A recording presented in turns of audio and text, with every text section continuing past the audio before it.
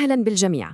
اليوم رح نكشف عن نظام خفي، نظام يدير كل شيء حرفياً حولنا، من أجسامنا إلى أعقد الآلات اللي ممكن نتخيلها. هذا هو عالم أنظمة التحكم. طيب، خلونا نبدأ بالسؤال قد يبدو غريب شوي. إيش الشيء المشترك بين طيارة تطير في السماء ومحمصة خبز وجسم الإنسان؟ فكروا فيها للحظة. الإجابة هي إن كلها تشتغل بنفس المبادئ الأساسية بالضبط، وهي مبادئ أنظمة التحكم. هي مثل لغة سرية تحكم طريقة عمل كل هذه الأشياء وأكثر بكثير من حولنا. إذن ما هو نظام التحكم بالضبط؟ خلونا نبدأ نفكك هذا المفهوم الأساسي عشان نشوف كيف يشكل العالم من حولنا. أول شيء، وقبل كلمة التحكم لازم نفهم وش هو النظام أصلاً. ببساطة شديدة، النظام هو أي مجموعة أجزاء تشتغل مع بعض عشان تحقق هدف معين. يعني فكروا بنظام التدفئة في البيت، مكون من سخان وأنابيب وثرموستات، كلها تعمل لهدف واحد، هو تدفئة المكان. والآن نضيف كلمة التحكم. نظام التحكم هو نظام مصمم خصيصاً عشان يعطينا استجابة مرغوبة. يعني الهدف ما عاد هو بس إنه يشتغل، لا، الهدف هو تحقيق نتيجة محددة ودقيقة نقدر نتحكم فيها. طيب، إيش هو الشيء اللي يتم التحكم فيه؟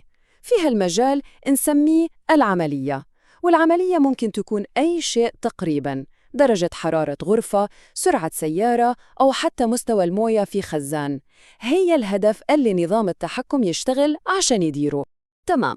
الآن بعد ما حطينا الأساسيات، خلونا نستكشف النوع الأول والأبسط من أنظمة التحكم، وهو اللي نسميه الحلقة المفتوحة. طريقة عمله ممكن نختصرها بعبارة أطلق وانسى. وهنا الفرق الجوهري كله. في الحلقة المفتوحة النظام ما يهتم بالنتيجة النهائية، هو بس ينفذ الأمر الأولي وخلاص.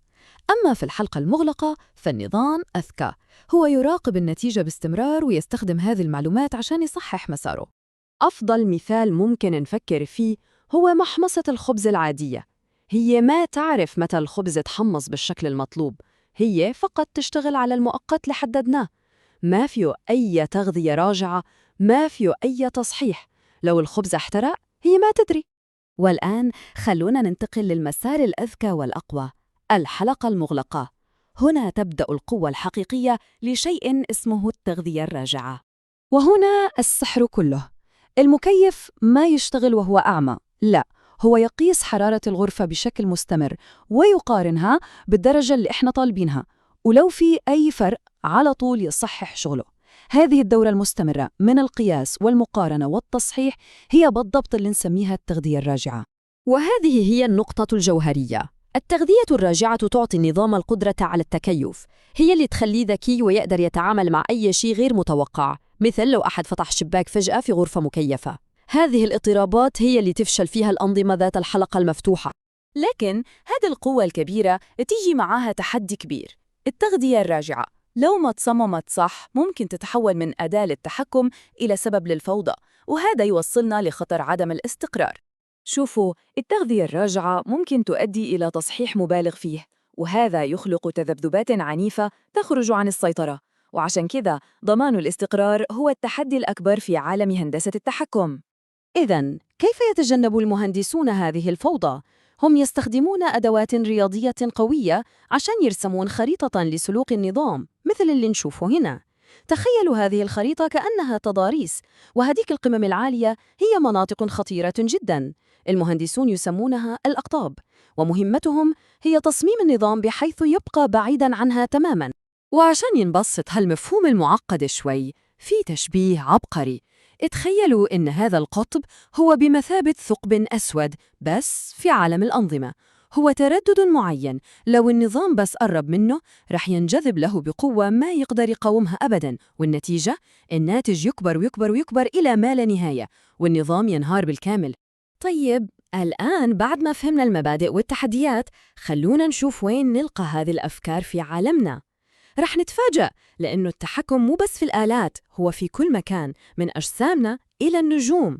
وهنا تتجلى عبقرية هذه المبادئ.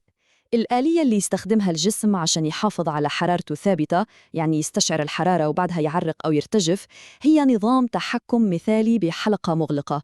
نفس هذا المنطق بالضبط هو اللي يستخدم في مصنع كيميائي ضخم للتحكم في عملياته. أو خذوا هذا المثال المذهل، لما يرتفع سكر الدم بعد وجبة، الجسم يفرز الأنسولين عشان يرجعه للتوازن، ولما تضرب رياح قوية طيارة، أنظمتها تعدل أجنحتها الصغيرة فوراً عشان تخليها ثابتة في مسارها. الجسم والطائرة كلاهما يستخدم نفس مبدأ التحكم الآلي بالتغذية الراجعة. ونطاق هذه المبادئ يمتد من أكبر المقاييس لأصغرها. النظام الشمسي كله بحركته المدارية الدقيقة هو نظام تحكم طبيعي ومستقر بشكل لا يصدق. وفي المقابل تماماً، صناعة رقائق الكمبيوتر تحتاج أنظمة تحكم فائقة الدقة عشان تتعامل مع مكونات ما تنشاف بالعين المجردة. إذن، ما الخلاصة من كل هذا؟ إن مبادئ التحكم ما هي مجرد فرع من الهندسة، هي أشبه بلغة أساسية أو قانون من قوانين الطبيعة يوصف كيف الأنظمة، سواء كانت طبيعية أو من صنع الإنسان، تحافظ على وجودها واستقرارها في عالم مليء بالفوضى. وهذا يتركنا مع سؤال أخير نفكر فيه: إذا كانت هذه المبادئ، القياس، التغذية الراجعة، التصحيح، فعالة لهالدرجة في تنظيم أعقد الآلات، فهل ممكن نستخدمها عشان نفهم وندير أنظمتنا البشرية المعقدة بشكل أفضل، مثل الاقتصاد والبيئة؟ سؤال يستحق التأمل.